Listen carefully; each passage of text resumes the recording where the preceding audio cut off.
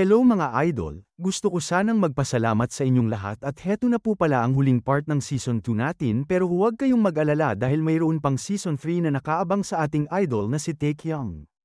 At hello nga pala sa mga supporter natin dyan na walang humpay na sumusuporta sa atin araw-araw, at shoutout din pala sa kaibigan natin na nanggaling sa ibang planeta at may mga tropang alien ay kamusta kayo dyan.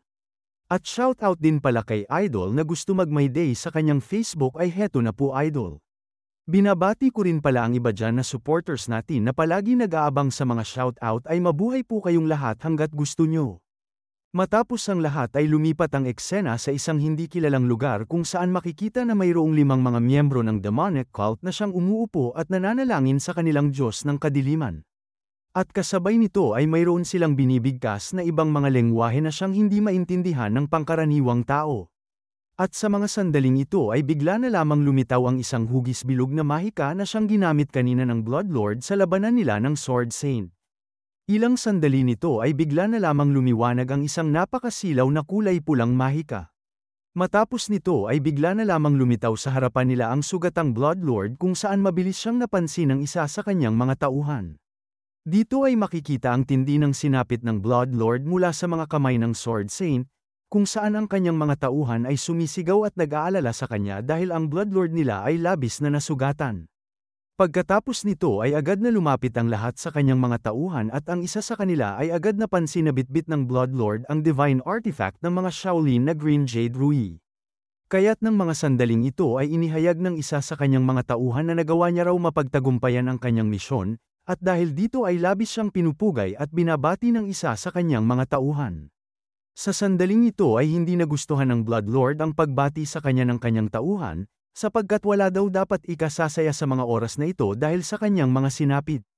Dahil dito ay sumiklab sa galit ang Bloodlord at inilabas ang hugis sandata na binuo nito mula sa kanyang chi. Kung saan mabilis niyang hiniwa ang ulo ng kanyang tauhan na bumati sa kanya. Matapos nito ay bumagsak ang wala ng buhay na katawan ng tauhan kung saan ang kanyang ulo ay nagpagulong-gulong sa sahig. At sa kasunod nito ay agad na iniutos ng Bloodlord sa 4 niyang mga tauhan na ipakain raw nila ang katawan ng bastardong ito sa halimaw. Kaagad namang lumapit ang isa sa kanyang mga tauhan at sinambit sa Bloodlord na kinakailangan na raw nila siyang gamutin ngayon. Mabilis namang tumugon ng Bloodlord na bilasan niya na raw sapagkat nahihilo na daw siya ngayon. Sa sandaling ito ay makikita ang isang itim na aura na siyang pinapalibutan ng kulay lila na chi ng mga 4 na tauhan ng Bloodlord, kung saan ginagamit nila ang kanilang mga kasanayan para gamutin nila ang sugat ng Bloodlord. At habang binibigkas nila ang mga taludtod at lengguwahe ng kadiliman ay unting-unti nang gumagaling ang mga sugat ng Bloodlord at bumabalik ang anyo ng naputol niyang kamay sa kaliwang parte nito. Dito ay makikita na labis na iniisip ng Bloodlord ang Sword Saint kung saan inihayag niya sa kanyang sarili na babawian niya ang bastardong ito. At kasabay nito ay iniisip rin niya ang Fire King at sinasambit na tutuluyan na niya sa susunod ang matandang iyon. Kasabay rin nito ay galit rin niyang sinambit na papatayin niya rin daw ang bastardong batang disipulo ng Sword Saint. At ang panghuli na siyang pinagbubuntungan ng kanyang galit ay ang bida na si Jin Taecyeon, kung saan galit niyang inihayag sa kanyang sarili na papatayin niya daw silang lahat sa kanyang pagbabalik. Matapos nito ay lumipat ang eksena sa lugar ng pamilya Jin ng Taiyuan. Kung saan sa isang bahay kainan ay makikita na pinag-uusapan ng mga tao ang tungkol sa nangyari sa Great Celestial Banquet. Inihayag ng isa sa mga lalaki na ang bundok daw ng Mount Song ay napapalibutan ng mga martial artist, ngunit kahit ganoon daw nangyari ay marami pa rin daw dugo ang damanak sa isang labanan sa templo ng mga Shaolin. Samantala pinag-uusapan rin ng 3 mga kalalakihan ang mga kaganapan doon kung saan sinambit ng isa na bigla na lamang daw lumitaw ang mga demonic cult doon. Ngunit nagsalita ang kalbo na lalaki na narinig niya daw sa iba na hindi daw mga demonic cult ang siyang lumabas doon sapagkat mas mabangis pa daw yun kaysa sa mga demonic cult at tila isa raw itong kampa ng kadiliman. Sumagot naman ang isa na hindi daw yun maaari, sapagkat narinig niya daw na ang mga pinuno ng mga umatake sa Shaolin ay ang nakakatakot at napakabangis na strange yin-yang duo. Matapos nito ay nagsalita ang isa sa kanila na mukhang ang Heavenly Demon daw ang nasa likod ng mga kaguluhan na yon. Samantala, lumipat ang eksena sa lugar na tinitirhan nila ni Taecyeon, kung saan maririnig dito na nag-uusap sina Taecyeon at Mujin sa loob nito. Dito ay inihayag ni Mujin kay Taekyang na nagawa niya raw marinig ang tungkol sa nangyari sa kanilang laban, at nalaman din niya daw ang kaganapan kay Jongrichu at ang paglalahad nito ng kanyang tunay na pagkatao bilang Sword Saint. Kasabay nito ay sinambit ni Mujin na mag-cheers na lang daw sila ng mga inumin at huwag na daw isipin yun dahil nangyari na ang dapat mangyari. Sinambit rin ni Mujin na kahit nga daw siya ay meron din problema sa ngayon dahil malaki raw ang nawala sa kanyang pera ngayon. Pero kahit papaano daw ay nagpapasigla naman sa kanya ang mga balita ni Taekyang. Nagtanong naman si Taekyang kung bakit niya daw nasabi yun. At sa kasunod nito ay ninunguya ni Taekyang ang maliit niyang tasa na hawak. Sapagkat tila naiinis na siya sa pagiging madaldal ni Mujin sa kanyang harapan. Matapos nito ay magsasalita pa sana si Mujin sa kanyang harapan, ngunit sa kanyang hindi inaasahan ay bigla na lamang siya binato ni Taekyang ng pirasong kristal mula sa kanyang bibig patungo sa katawan ni Mujin. Dito ay pinaghahampas siya ni Taekyang sa kanyang likuran dahil mukhang pinapataas niya na naman daw ang kanyang blood pressure, at wika niya na umiinit daw ngayon ang kanyang ulo kaya huwag daw niya muna siyang kausapin ng mga ganitong bagay. Kaagad namang nagsalita si Mujin na siya raw ay tumigil na dahil nasasaktan daw siya sa kanyang ginagawa. At sa kasunod nito ay inihayag ni Mujin na sinusubukan niya lang naman daw kasi pagaanin ang kanyang pakiramdam. Tumugon naman ang bida na siya daw ay tumigil na dahil bad trip daw siya ngayon at wala sa mood na makipaglokohan sa kanya. Matapos nito ay agad na tumigil silang dalawa at napaisip ng saglit. Kung saan tiningnan ni Mujin ang kanyang mukha sa tasa ng alak at sinambit sa bida na hindi pa rin daw siya makapaniwala na isang araw pa lang ang nakalipas matapos ang matinding gulo na nangyari. Dito ay tumugon ng bida sa kay Mujin na sumasang-ayon daw siya sa kanyang mga sinasabi. At dito ay nahulog muli si Taekyang sa kanyang alaala at binabalik tanaw ang mga nangyaring gulo at kaganapan na idinulot ng dalawang demonic heads. Kung saan sa mga sandaling ito ay pumasok rin sa kanyang isipan ang pagpapakita ng Bloodlord ng The Dark Heavens. At wika pa ni Taekyang sa kanyang isip na ang pinuproblema daw niya ngayon ay hindi pa ito ang katapusan ng mga bagay, sapagkat ito raw ay isang simula pa lamang. Matapos nito ay tinanong ni Mujin si Taekyang kung tungkol saan ba ang kanilang mga pinag-usapan sa pagpupulong ng mga opisyal na naganap kahapon. Dito ay inihayag ni Taekyang na tinanong lang daw siya nila tungkol sa Head Elder at sa Crimson Wind Clan. At pagkatapos daw nun ay kinuwento niya sa kanila ang lahat ng kanyang mga nalalaman. Nagtanong naman si Mujin kung bakit sinama niya daw sa kanilang mga usapin ang Crimson Wind Clan, sapagkat mga bandido naman daw sila at tila walang kinalaman sa The Dark Heaven. Sa pagkakataong ito ay inihayag ni Taekyang kay Mujin na isinama niya raw sa pagtatalakay ang Crimson Wind Clan dahil ang Power Burst Pill na ginamit ng pinuno ng Crimson Wind Clan ay may kaugnayan daw sa The Dark Heaven. Kasabay nito ay nagtanong si Mujin kung mayroon bang nabanggit sila sa pagpupulong na iyon. Tumugon naman ang bida na matapos daw noon ay agad na umalis siya doon, sapagkat nandyan naman daw ang kanyang kuya na si Waikyang upang sabihin sa kanya ang mga importanteng balita. At dagdag pa ng bida na siya ay umalis din doon dahil ayaw niya daw na iwanan ang kanyang master na mag-isa dito, lalo na't kakapas lang daw ng abot ng Shaolin na si King Dharma. Kasabay nito ay tiningnan nilang dalawa ang matandang Fire King na nakahiga sa kanyang kaman. Kung saan nagsalita si Mujin na kakapunta lang daw kanina ng bihasang manggagamot sa Fire King, kaya tinanong niya si Taekyang kung hindi ba siya sinabihan ng manggagamot na kung kailan makakagising ang Fire King. Tumugon naman ang bida na hindi niya raw alam, sapagkat ang sinabi lang daw sa kanya ng manggagamot na iyon ay wala rin naman daw siyang magagawa. At sinabi lang daw sa kanya na bantayan na lang daw muna siya nila ng sandali dahil hindi naman daw malubha ang mga sugat ng Fire King. Kasabay nito ay tinanong ni Taekyang si Mujin kung wala ba siyang may napansin na kainahinalang tao habang wala siya kanina.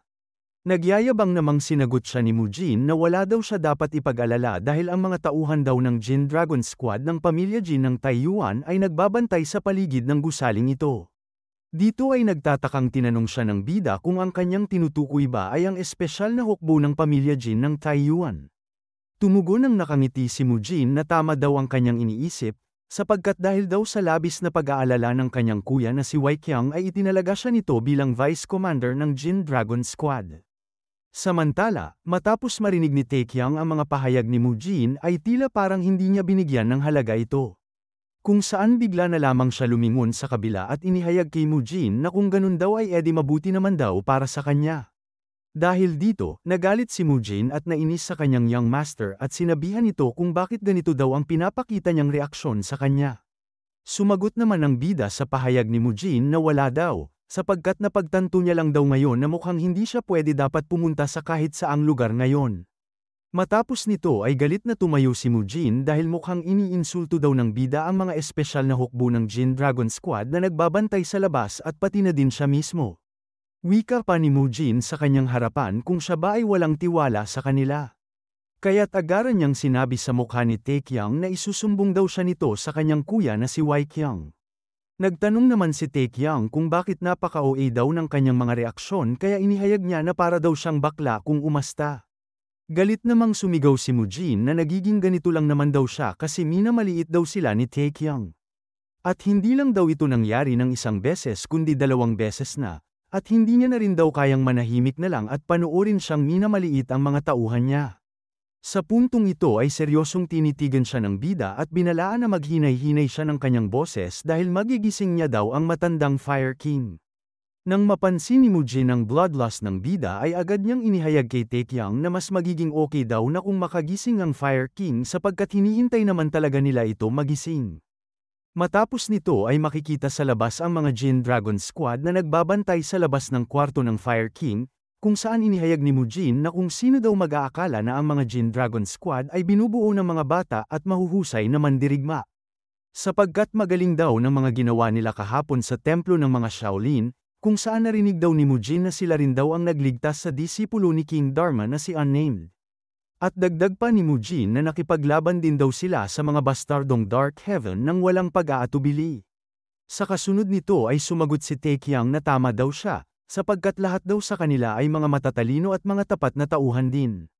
Ngunit mayroon daw isang problema sa kanila, at dito ay makikita na mayroong kinukuha si Taekyang na isang bagay sa kanyang damit. Kung saan agarang tinanong ni Mujin si Taekyang kung ano ba ang kanyang ibig sabihin. Dito ay inilabas ni Taekyang ang maskara ni Mujin na ginamit niya sa pagtataya noong siya ay nasa Great Celestial Banquet. At wika pa ng bida na siya daw ay nagtataka noon kung bakit parang ang higpit daw ng kapit ni Mujin sa kanya matapos ng unang laban niya. Sapagkat hindi naman daw karaniwang umaasta siya ng ganoon sa kanya. Matapos nito ay nagdulot ito ng pagkabigla kay Mujin matapos niyang makita ang maskarang ito. At dahil dito ay napa-atras siya ng bahagya sa kanyang inuupuan, at sa kasunod nito ay inihayag rin ni Taekyang na siya daw ay naging sikat na sikat talaga doon sa Great Celestial Banquet. Sapagkat tinatawag din siya ng iba na isang alamat sa pastahan dahil nanalo siya ng 100,000 pilak na niyang pero agad niya rin namang nawala at naubos ito. Dito ay makikita na tumayo si Taekyang at nilapitan si Mujin, kung saan inihayag niya sa kanya na inaakala niya pa naman daw noong una na pinahahalagahan niya daw ang mga tauhan niya. Pero pinagbabantay niya lang daw ang kanyang mga tauhan ng buong araw at gabi habang siya naman daw ay abala na namamasyal at nagsusugal lang. Kasabay nito ay binigyan niya ng mapanuksong tingin si Mujin at inihayag sa kanyang pagmumukha kung nagkakamali daw ba siya sa kanyang mga sinasabi, dagdag pa ng bida kung inaakala ba niya na hindi niya malalaman ang kanyang mga pinaggagawa. Dito ay makikita na tumikom lamang ng kanyang mga bibig si Mujin habang ito ay nag-uumpisa ng magpawis. Matapos nito ay agad nakapag-isip si Mujin ng maedadahilan na bagay kung saan inihayag niya kay Taekyang na mabubuhay ka lang daw ng mag-isa, kaya dapat lang daw na enjoyin mo rin daw ng kaunti ang iyong buhay. Kasunod nito ay kumuha si Taekyang ng isang pirasong kahoy mula sa upuan at tumugon sa kanya kung ito ba ay hindi pa rin niya magawang maunawaan sa ngayon, sapagkat mukhang matigas pa rin daw ang kanyang ulo kaya naman dali-dali niyang sinabihan si Mujin na siya ay dumapa sa sahig. Dito ay mabilis na tumugon si Mujin na mukhang mayroon daw silang hindi pagkakaintindihan, samantala nagsalita ang bida na wala na daw silang dapat pag-usapan pa at mukhang kinakailangan niya raw na makatikim muli ng mga pagpapalo ngayon. Sa puntong ito ay makikita na nakadapa si Mujin sa sahig habang si Taekyang naman ay hinahawakan ang pirasong kahoy ng upuan at tinatangkang paluin si Mujin sa kanyang puwet. Pero ilang minuto nito ay bigla na lamang huminto si Taekyang na siyang nagdulot ng pagtataka sa kaisipan ni Mujin. Sapagkat napansin pala ni Taekyang ang presensya ng Sword Saint sa kanyang likuran, kung saan tinanong siya ng Sword Saint kung maaari ba silang mag-usap dalawa. Dito ay makikita na nagpapawis si Taekyang habang sinasambit sa kanyang kaisipan na nandito na naman daw muli ang loko-lokong Sword Saint. Sa kasunod nito ay agad na lumabas sila ni Taecyeon at ang Sword Saint, kung saan inihayag sa kanya ng Sword Saint na gusto niya daw magpasalamat muli sa kanya. Sapagkat narinig niya daw na malaki daw ang naitulong niya sa kanyang disipulo na si Changpeng. Nagtanong naman si Taecyeon sa Sword Saint kung paano niya naman daw nasabi ito. Dito ay sumagot ang Sword Saint na hindi niya rin daw alam ang buong detalye nito, ngunit masisigurado niya daw na malaki ang naitulong niya sa kanya dahil tinatawag siya ni Changpeng na kanyang tagapagligtas.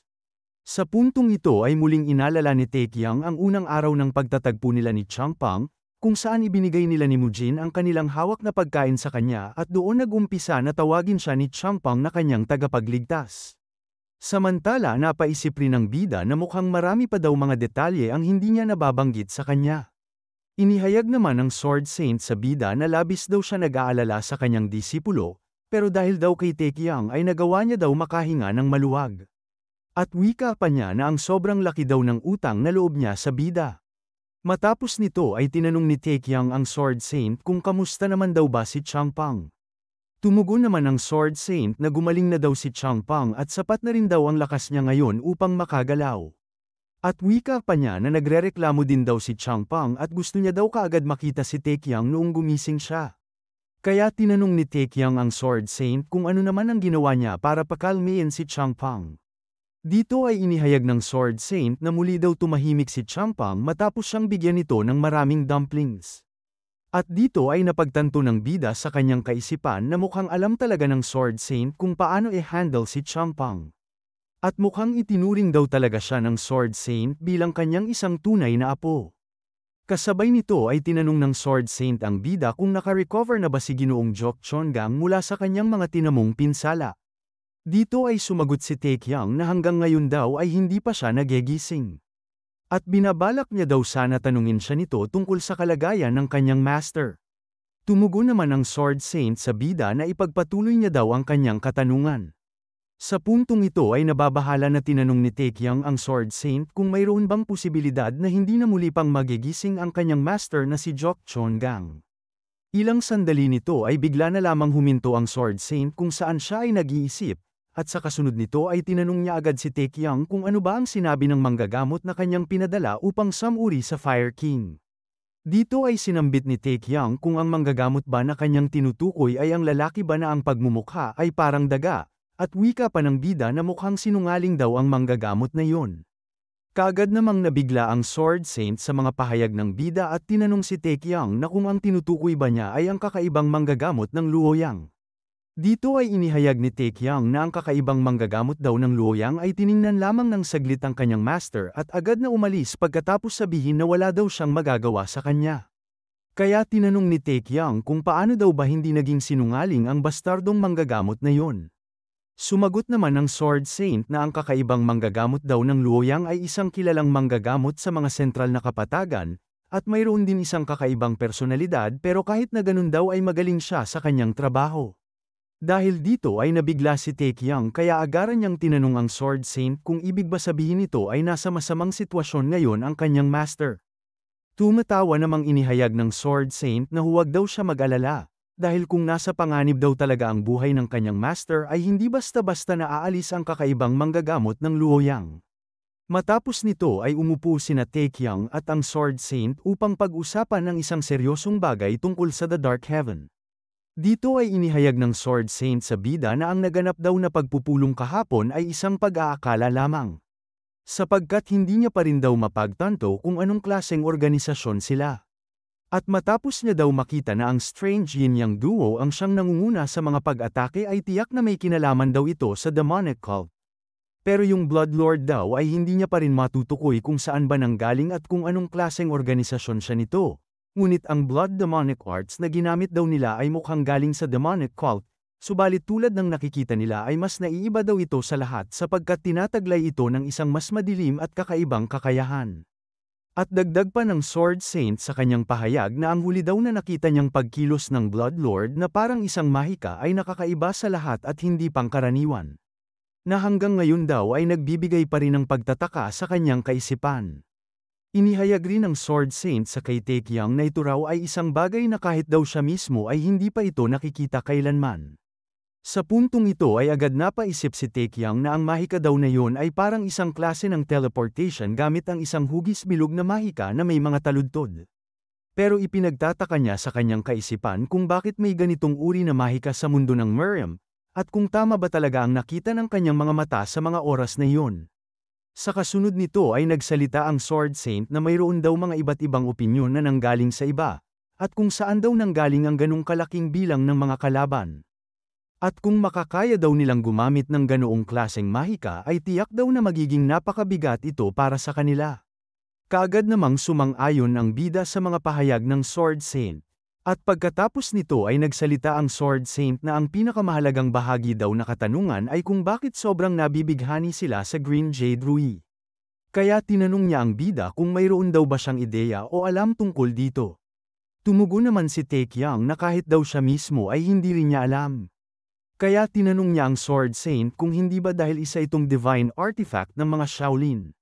Sumagot naman ang Sword Saint na kung gusto daw nilang mawala talaga ang isang simbolo ng mga Shaolin ay kinakailangan lang nilang gawin ay sirain ito. Subalit hindi naman daw yon ang kanilang mga ginawa sapagkat kinuha talaga nila ito at dinala. Sa kasunod nito ay nagsalita si Taekyang na baka siguro kinuha daw nila ito upang magdulot ito ng labis na kahihiyan sa mga Shaolin, at sa totoo lang daw ay hindi niya rin alam kung ano ang gagawin nila sa isang magarang Green Jade Ruby. Tumugon naman ang Sword Saint na maaaring ganun din daw yun, sapagkat yun din daw ang mga iniisip ng iba sa kanila. Ngunit hindi niya rin daw maiiwasan ang kanyang pakiramdam na mayroon pang mas malalim na dahilan dito ang Bloodlord. Kasabay nito ay nagtanong ang Sword Saint sa bida kung mayroon ba siyang ideya kung bakit niya ikinukwento ito sa kanya ngayon. Sumagot naman ang bida na hindi niya daw alam. Dito ay inihayag ng Sword Saint sa harapan ng bida kung bakit niya ito tinatalakay ngayon sa bida. Sapagkat nagawa daw umano malaman ni King Dharma na malapit na siyang mamatay, kaya ng mga sandaling iyon ay nag-iwan daw siya sa kanya ng mensahe at sinabi nito sa kanya na si Taekyang daw ang magiging bagong pag-asa ng Miriam na siyang magpapalaya sa lahat ng mga kadiliman. Samantala nagtataka namang iniisip ni Taekyang kung ano ba ito ang kanyang tinutukoy sa kanya at kung bakit ganito daw ang iniisip ni King Dharma sa kanya noon.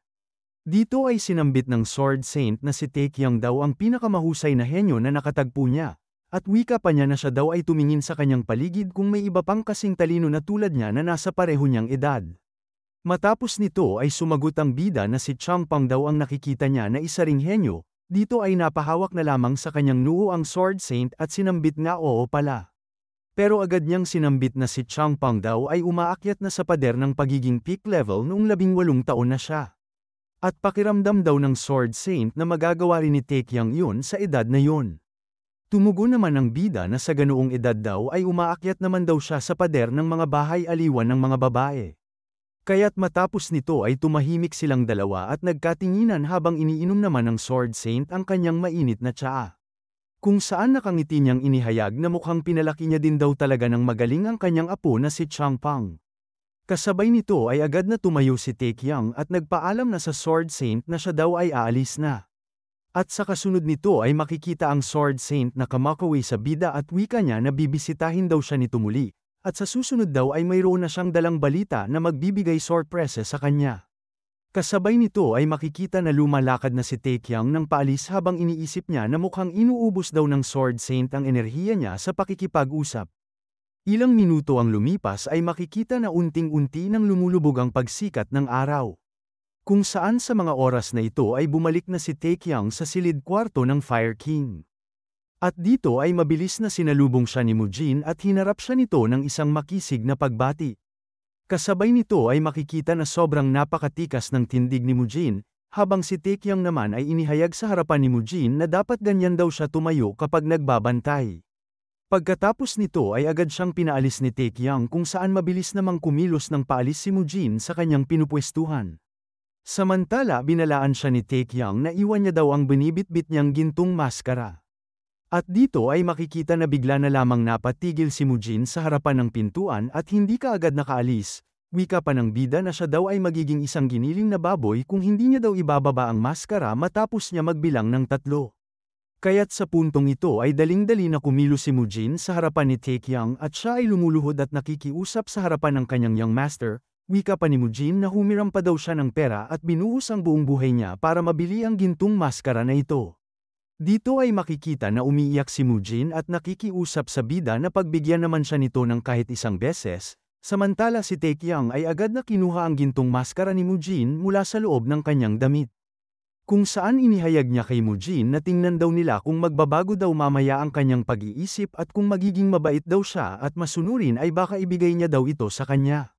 Kaya't matapos itong marinig ni Mujin ay agad siyang nabuhayan ng loob dahil sa mga sinambit ni Taekyang. Dito ay makikita na tumalikod na si Taekyang sa kanya at nagsalita na siya daw ay magpapahinga na sa ngayon, at huwag niya daw hahayaan na makapasok ang sinuman sa loob ng kanyang kwarto at kahit pa daw ito ang kanyang kapatid.